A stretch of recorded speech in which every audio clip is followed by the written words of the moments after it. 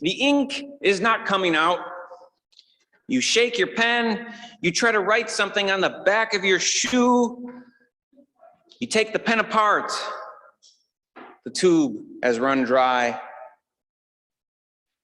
The pencil sharpened to the metal at the eraser end becomes unholdable and therefore useless.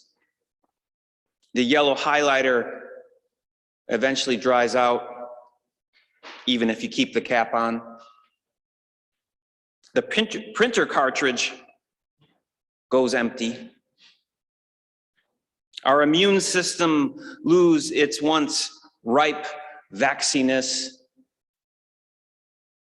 This life in front of us is flimsy like lined notepaper, breakable like a plate falling on the concrete.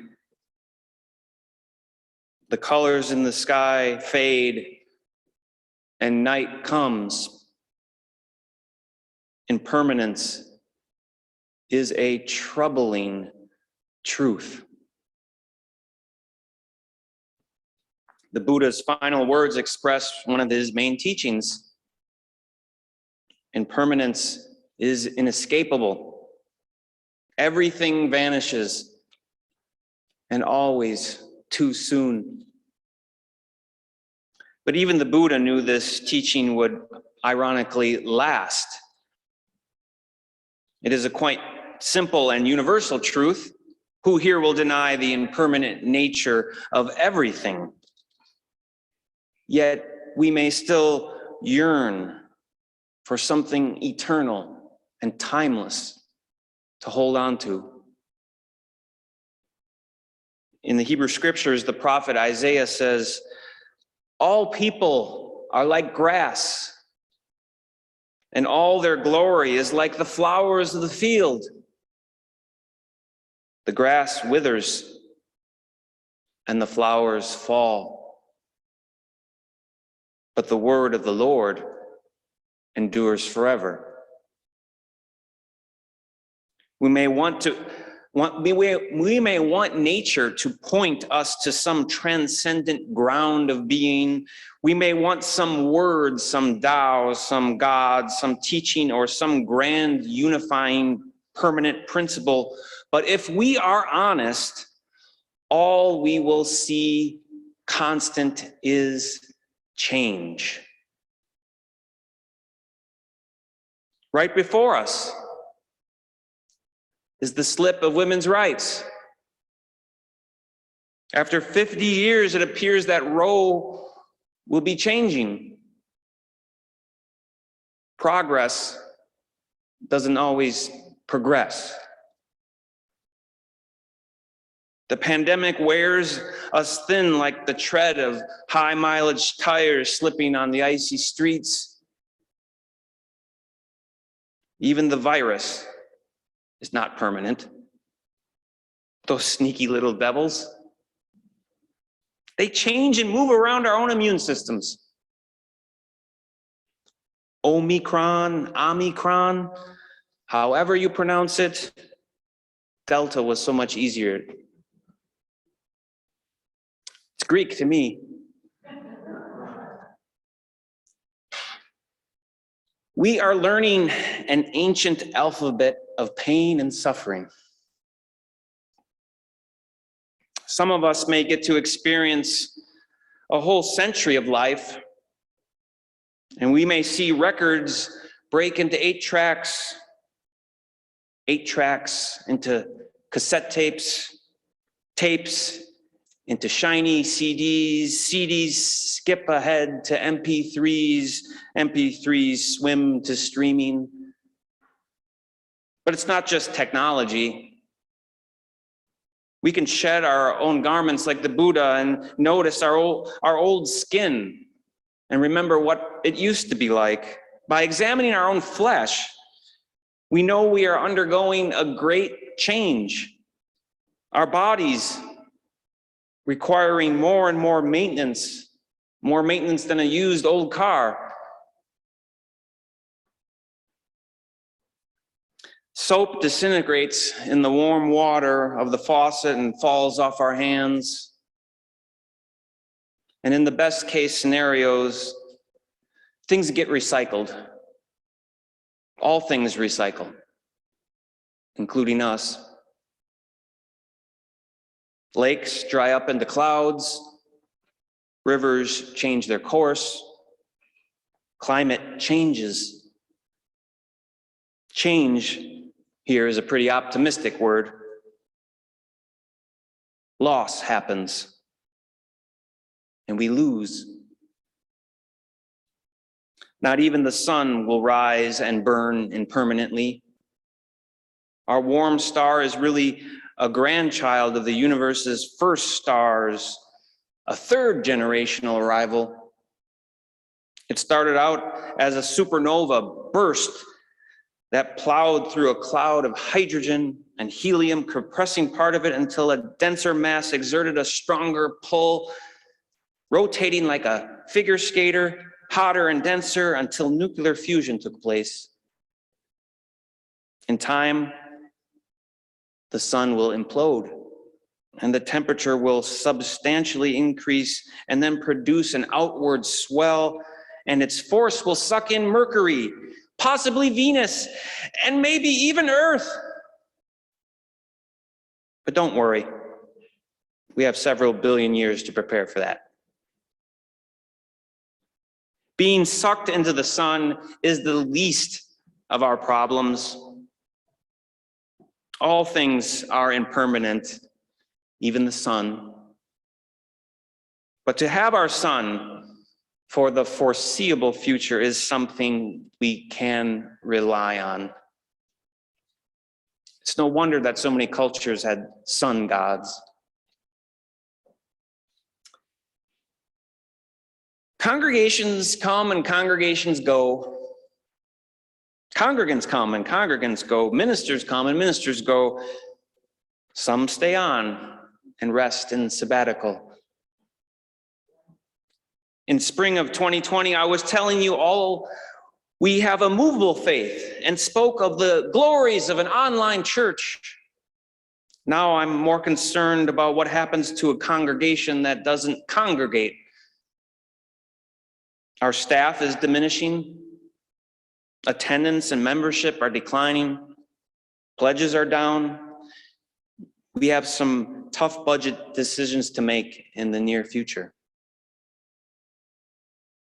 And the first task with any significant loss or change is to accept it. In this new great change that is happening, we all need to get to that pain, the pain of loss. We all must have an end. Everything must have an end. And thank God, even a pandemic. Yet we can live with the lamps of purpose, guiding each other to the permanence of hope. When moving the recycling bin to the curb, things can seem very predictable. We move it on a Wednesday evening, and the truck comes early Thursday morning. Unless it is a holiday, then the mechanical arms will lift the bin up the following day. Some things in life are pretty predictable and seem to last. Gravity, that's pretty permanent, mostly. Cause and effect, pretty reliable. Fortunately, our century of living life is not a quantum theory, nor is it an expanding galaxy. It's more memories, like the birthday cake we had with our neighbors. It's huddling around warm fires of community.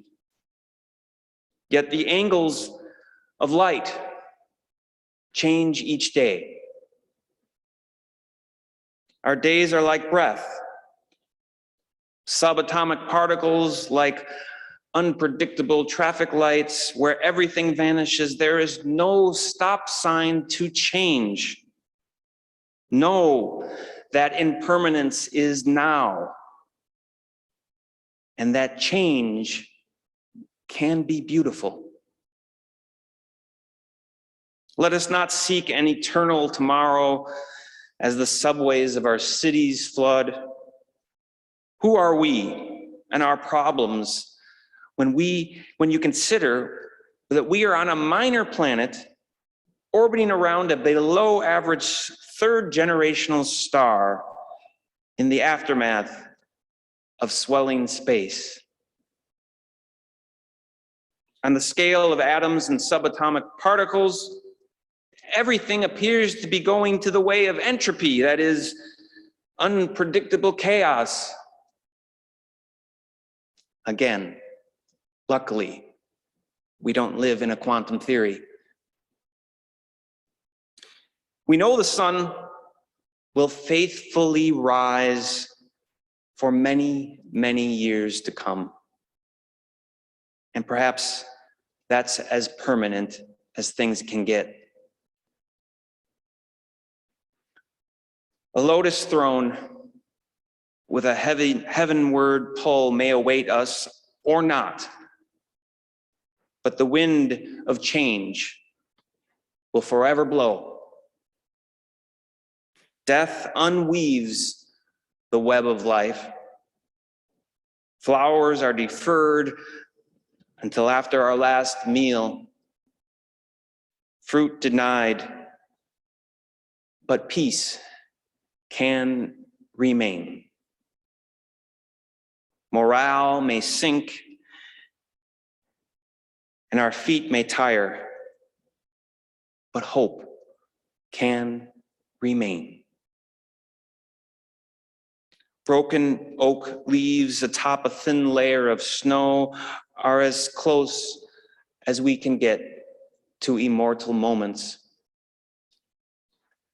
The first task of life is to know that everything is impermanent, and yet still embrace it all with the harshness of love. Though our congregation is changing, and in some ways things have not changed. Throughout our history, we have preached abolitionism. We took stances against the KKK, and we have been for women's rights. And we will continue onward with that mission. Despite the impermanence of things, our progressive faith pushes us forward.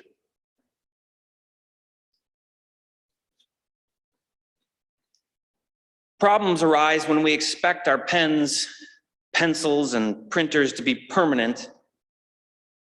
Yet shall we leave our bins on the driveway far from the height of the curb, fearful we may never hear the screeching brakes of the trucks again?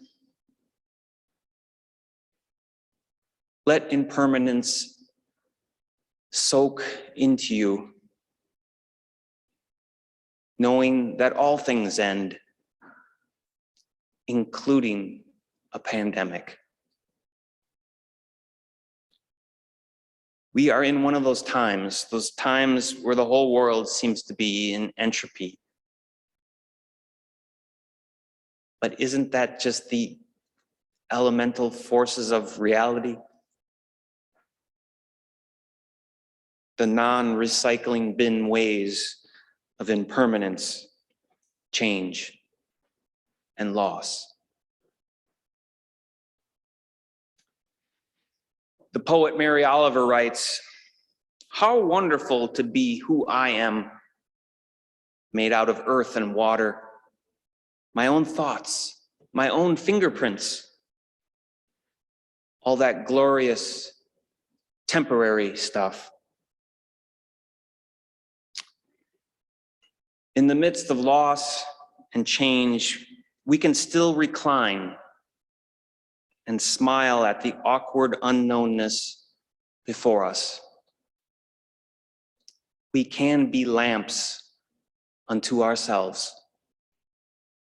We can strive on untiringly, and trees will burst into bloom again. We can acknowledge the impermanence of things and still glory in the grasses, the flowers, and how the angle of sunlight blends the leafless branches into the same color of the pointed Presbyterian spire. You know, all that glorious, temporary stuff. Amen, and blessed be.